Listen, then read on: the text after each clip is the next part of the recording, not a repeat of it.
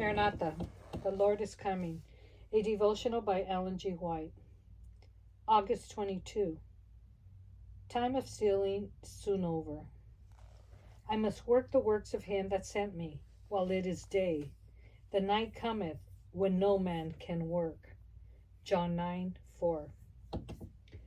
The sealing time is very short, and will soon be over.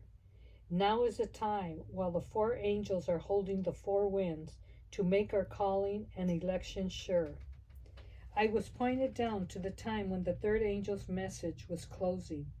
The power of God had rested upon his people. They had accomplished their work and were prepared for the trying hour before them.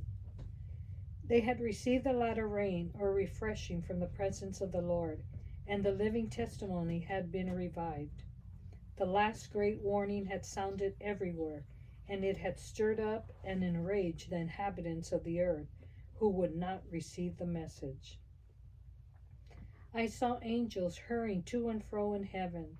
An angel with a writer's inkhorn by his side returned from the earth and reported to Jesus that his work was done, and the saints were numbered and sealed. Then I saw Jesus throw down the censer. He raised his hands and with a loud voice said, "It is done." I also saw that many do not realize what they must be in order to live in the sight of the Lord without a high priest in the sanctuary through the time of trouble.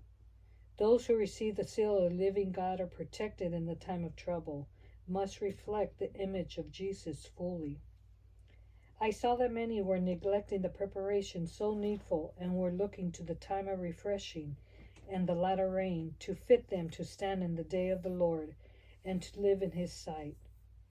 Oh, how many I saw in the time of trouble without a shelter.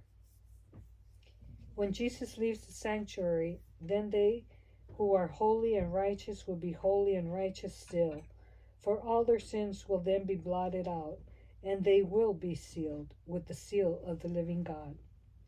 But those that are unjust and filthy will be unjust and filthy still, for then there will be no priest in the sanctuary to offer their sacrifices, their confessions, and their prayers before the Father's throne.